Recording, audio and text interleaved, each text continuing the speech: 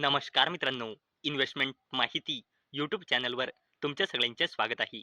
तर मित्रांनो, आजच्या व्हिडिओमध्ये आपण मल्टिपल शेअरच्या लेटेस्ट अपडेट आणि लेटेस्ट न्यूजबद्दल बोलणार आहोत. तर चला व्हिडिओ व्हिडिओ स्टार्ट करूया. तर सगळ्यात पहिले बोलूया मार्सन्स लिमिटेडबद्दल.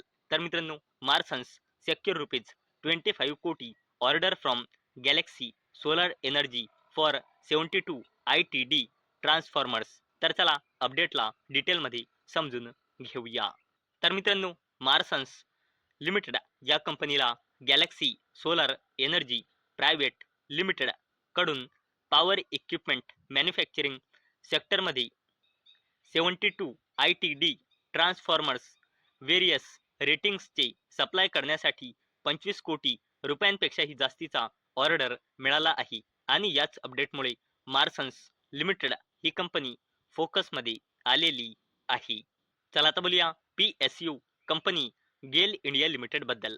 तर मित्रांनो, गेल रिसीव रुपीज 143 कोटी GST डिमांड ऑर्डर. तर चला अपडेटला डिटेलमध्ये समजून घेऊया. तर मित्रांनो, PSU कंपनी गेल इंडिया लिमिटेड या कंपनीला office of the additional commissioner CGST Delhi south commissionerate कडून 143.08 कोटी रुपयांचा GST डिमांड ऑर्डर रिसीव्ह झाला आहे. आणि याच अपडेटमुळे गेल इंडिया लिमिटेड ही कंपनी फोकसमध्ये आलेली आहे. चला आता बोलूया कंसई नेरोलॅक पेंट्स बद्दल. तर मित्रांनो, Kansai Nerolac paints to sell entire 60% stake in Sri Lanka subsidiary. तर चला अपडेटला डिटेलमध्ये समजून घेऊया. तर मित्रांनो, कंसई नेरोलॅक पेंट्स लिमिटेड आपल्या Sri Lanka arm Kansai paints Lanka private limited मधली एंटायर 60% हिस्सेदारी सेल करणार आहे. कोणाला? श्रीलंका बेस एनटीटी एतारा प्रायव्हेट लिमिटेड या कंपनीला. आणि मित्रांनो, याच अपडेटमुळे कंसई नेरोलॅक पेंट्स लिमिटेड ही कंपनी फोकसमध्ये आलेली आहे. चला आता बोलूया KPI ग्रीन एनर्जी लिमिटेड बद्दल. तर मित्रांनो, KPI green energy to consider fund raise on December 17. तर चला अपडेटला डिटेलमध्ये समजून घेऊया. तर मित्रांनो, KPI ग्रीन एनर्जी लिमिटेड या कंपनीने वेनसडे 17 डिसेंबर 2025 ला बोर्ड मीटिंग ऑर्गनाईज केलेली आहे. कशासाठी? फंड रेझिंग फंड्स करिता प्रपोजल साठी ही बोर्ड मीटिंग ऑर्गनाईज केलेली आहे. थ्रू वेरियस परमिसिबल रूट्स, ज्यामध्ये इक्विटी लिंक और convertible securities and warrants include आहे. आणि याच अपडेटमुळे KPI ग्रीन एनर्जी लिमिटेड ही कंपनी फोकसमध्ये आलेली आहे. चला आता बोलूया होनासा कंझ्युमर बद्दल. तर मित्रांनो, Honasa consumer share in focus on entering men's personal care with rupees 195 कोटी ॲक्विजिशन. तर चला अपडेटला डिटेलमध्ये समजून घेऊया.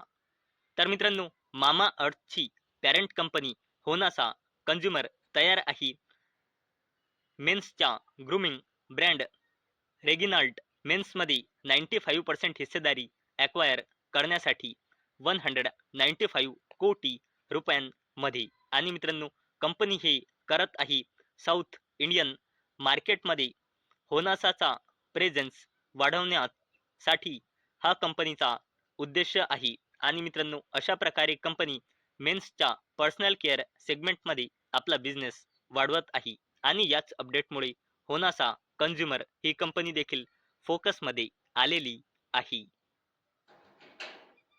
चला आता बोलूया अडानी एनर्जी सोल्युशन्स लिमिटेड बद्दल. तर मित्रांनो, Adani energy execute SPA to acquire 100% stake in KPS 3 HVDC transmission.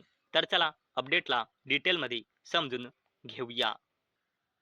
तर मित्रांनो, अडानी एनर्जी सोल्युशन्स लिमिटेडने शेअर परचेज ॲग्रीमेंट एक्झिक्यूट केला आहे PFC कन्सल्टिंग लिमिटेड सोबत. कशासाठी? KPS 3 HVDC ट्रान्समिशन लिमिटेडचे ॲक्विजिशन फॉर्मली कंप्लीट करण्यासाठी आणि याच अपडेटमुळे अडानी एनर्जी सोल्युशन्स लिमिटेड ही कंपनी फोकसमध्ये आलेली आहे. चला आता बोलूया रिलायन्स इंडस्ट्रीज लिमिटेड बद्दल. तर मित्रांनो, Reliance retail likely target 2028 IPO preps leaner and sharpener footprint. तर चला अपडेटला डिटेलमध्ये समजून घेऊया. तर मित्रांनो, रिलायन्स रिटेल 2028 पर्यंत आपला IPO म्हणजे इनिशियल पब्लिक ऑफरिंग लॉन्च करण्याचा उद्देश आहे रिलायन्स रिटेलचा. तसेच मित्रांनो, कंपनीचा ॲन्युअली 2000 स्टोअर ॲड करण्याचा कंपनीचा टार्गेट आहे. तसेच मित्रांनो, कंपनी आपलं कर्ज करून आपला बॅलन्स शीटला मजबूत करण्याचा देखील रिलायन्स रिटेलचा टार्गेट आहे. म्हणजे मित्रांनो, 2028 पर्यंत आपल्याला रिलायन्स रिटेलचा IPO पाहायला मिळू शकतो. आणि मित्रांनो, कॅलेंडर इयर 2026च्या फर्स्ट हाफमध्ये आपल्याला रिलायन्स जिओचा IPO देखील पाहायला मिळू शकते, असे स्वतः ॲन्युअल जनरल मीटिंगमध्ये मुकेश अंबानी यांनी सांगितले होते. आणि मित्रांनो, रिलायन्स रिटेल आणि रिलायन्स जिओ सध्यास या दोन्ही कंपन्या रिलायन्स इंडस्ट्रीज लिमिटेड या कंपनीच्या अंडर येतात. आणि मित्रांनो, याच अपडेटमुळे रिलायन्स इंडस्ट्रीज लिमिटेड ही कंपनी फोकसमध्ये आलेली आहे. चला आता बोलूया Adani ports and special economic zone limited बद्दल.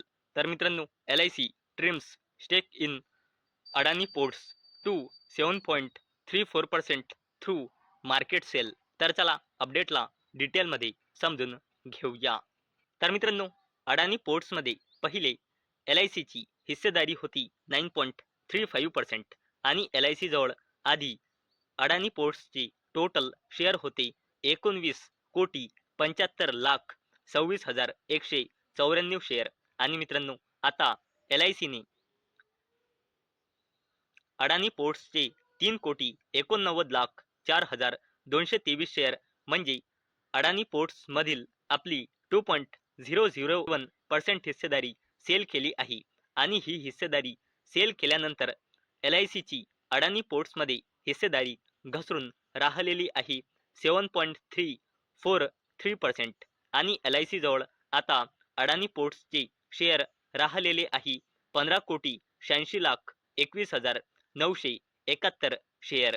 आणि मित्रांनो, LICने अडानी पोर्ट्सचे हे जे शेअर सेल केले आहे ते शेअर यांनी सेल केले आहे 11 नोव्हेंबर 2022 आणि 10 डिसेंबर 2025 या पिरियडच्या दरम्यान. आणि मित्रांनो, याच अपडेटमुळे अडानी पोर्ट्स ही कंपनी फोकसमध्ये आलेली आहे. चला आता बोलूया मुकेश अंबानीच्या अजून एका जबरदस्त company Jio financial services limited बद्दल. तर मित्रांनो, Jio financial and BlackRock pump ₹229 कोटी into their joint venture AMC business. तर चला अपडेटला डिटेलमध्ये समजून घेऊया. मित्रांनो, जिओ फायनान्शियल सर्व्हिसेस लिमिटेड आणि ब्लॅकरॉक या दोघांनी पण आपल्या joint venture Jio BlackRock asset मॅनेजमेंटचा एक्सपान्शन करिता कंपनीमध्ये 229 कोटी रुपये इन्फ्यूज म्हणजे इन्व्हेस्ट केले आहे. आणि मित्रांनो, याच अपडेटमुळे जिओ फायनान्शियल सर्व्हिसेस लिमिटेड ही कंपनी फोकसमध्ये आलेली आहे. तर मित्रांनो, मला अपेक्षा आहे आजचा आपला व्हिडिओ तुम्हाला इन्फॉर्मेटिव्ह वाटला असेल. तर मित्रांनो, जर तुम्हाला हा व्हिडिओ इन्फॉर्मेटिव्ह वाटला असेल तर या व्हिडिओला लाईक करा आणि चॅनलला सबस्क्राईब करा. आणि मित्रांनो, आजचा आपला व्हिडिओ फक्त आणि फक्त एज्युकेशन पर्पजसाठी बनवलेला आहे. माझ्याकडून काहीही रेकमेंडेशन नाही की तुम्ही या स्टॉक्सना बाय करा, सेल करा किंवा होल्ड करा. तर चला भेटूया नेक्स्ट व्हिडिओमध्ये. तोपर्यंत टाटा, बाय बाय.